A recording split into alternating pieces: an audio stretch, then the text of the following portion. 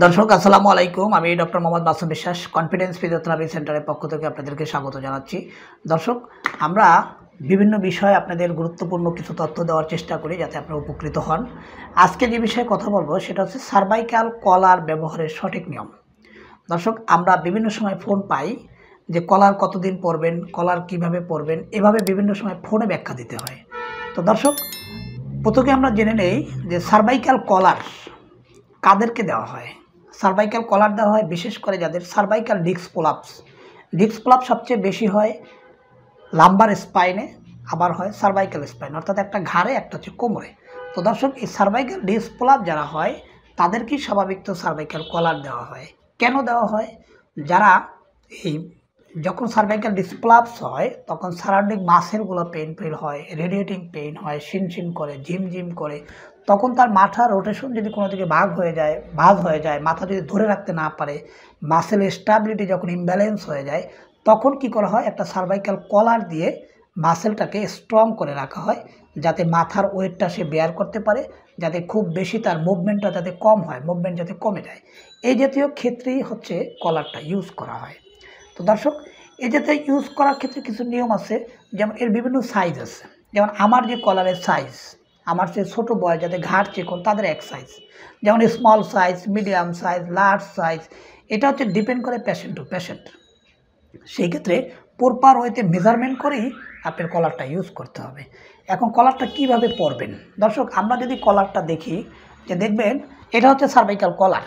এই কলার ইউজের ক্ষেত্রে দেখা যায় যে আমরা অনেক সময় কলারটা লুজ রাখি। আমরা যদি কলারটাকে এভাবে পরি, পরার ক্ষেত্রে নিয়ম হচ্ছে একদম টাইটও না, আবার একদম লুজও করা যাবে না। আমরা যদি দেখি এই কলারটা এখন যেভাবে আছে, উনি চাইলেও রিক্সা গাড়ি ভ্রমণ করার সময় ঝাঁকি লাগলেও এটা হচ্ছে একটা প্রোটেকশন হবে। ঘাড়টা উনি চাইলেও ডানে বামে হুট করে উনি ঘোরাতে পারবেন না। তো দর্শক এই জাতীয় কলার ব্যবহারের ক্ষেত্রে যে নিয়মটা হচ্ছে সঠিক সাইজ এবং পরার সময় একটু টাইট করেই পরতে হবে। টাইটটা ডিপেন্ড করবে পেশেন্টের উপর, তবে মুভমেন্ট যাতে ইজি না থাকে, ভিতরে একটু টাইট করতে হবে। ডিস্ক প্রলাপ যাদের হয়েছে তাদের ভিতরে যাতে নার্ভের যেই জাংশনটা সেখানে যাতে রিপিটেড মুভমেন্টটা না হয়, এটার দিকে খেয়াল রাখতে হবে। এখন প্রশ্ন হচ্ছে এই কলার কতদিন পরবেন। আমরা সেই ক্ষেত্রে যদি আসি, এই সার্ভাইকাল কলারের ক্ষেত্রে দেখা যায় কেউ মাসকে মাস কলার পরতেছেন, কেউ বলতেছে আমরা বছর কে বছর কলার পরতেছি। এরা সম্পূর্ণ সায়েন্টিফিকের বাইরে।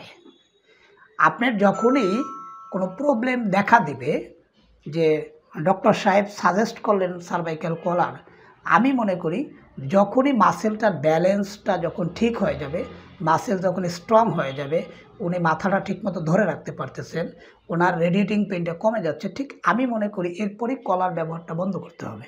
এটা দীর্ঘমেয়াদী প্রক্রিয়া না যে আপনি মাসকে মাস পরবেন, বছরকে বছর পরবেন, সেটা হবে না।